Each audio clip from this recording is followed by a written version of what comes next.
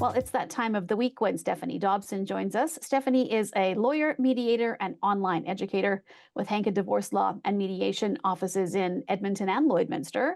Stephanie, we have an interesting topic we're going to speak of today. And first of all, thank you so much for joining me once again. Thank you, Stacey. Well, today we're talking about nesting in divorce. And when I saw this initially, I thought, isn't nesting what they say that pregnant women do when they're getting closer to have the baby? But you're saying that nesting is also an issue or a topic when it comes to divorce. So tell me about the nesting part as connected to divorce.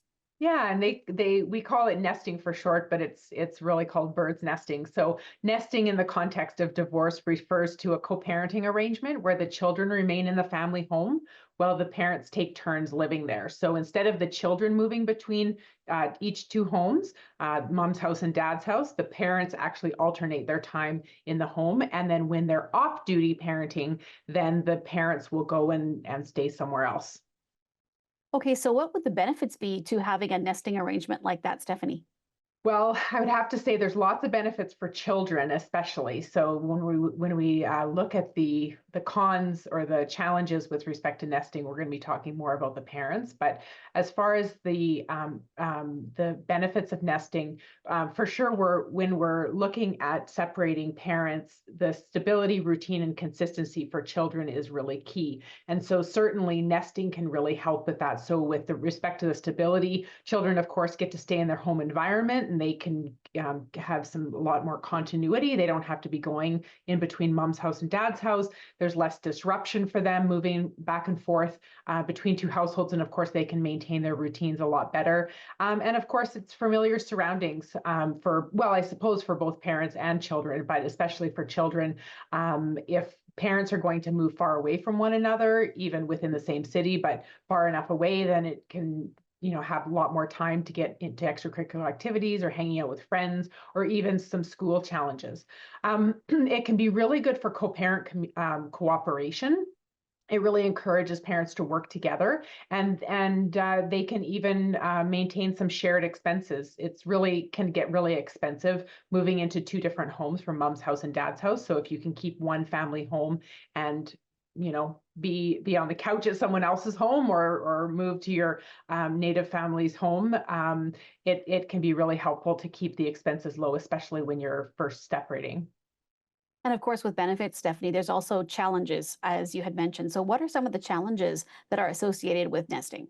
Yeah, so it's more on the parent side as far as the challenges. Of course, it's kind of inconvenient, I would say, for parents, needing to move out of the home and it's more of a short-term solution, I would say, because of that. Most parents are wanting to set up their own home eventually when after they've separated for a little while. So birds nesting is usually a really short-term solution.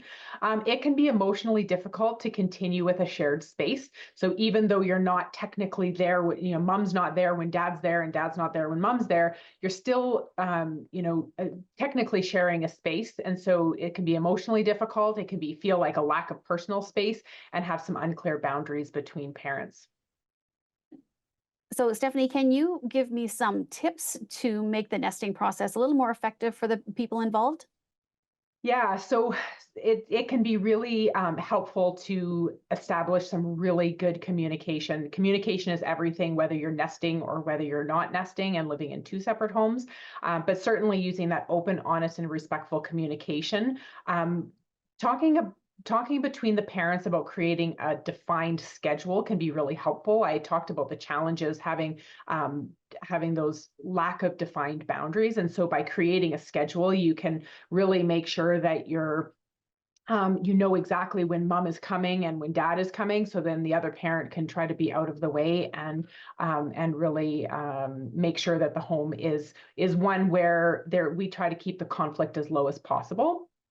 And of course, to do that, we can do that by staying focused on the kids, prioritizing the kids' needs, and creating a supportive environment for them. Working as a team between the co-parents is always a good idea, whether you're nesting or otherwise, but really trying to approach that parenting as a partnership and making decisions together. Celebrating one's successes and in parenting will reinforce that positive atmosphere. All right, Stephanie, well, thank you so much for joining me once again, and we'll be back to chat with you next week. Thanks, Stacey.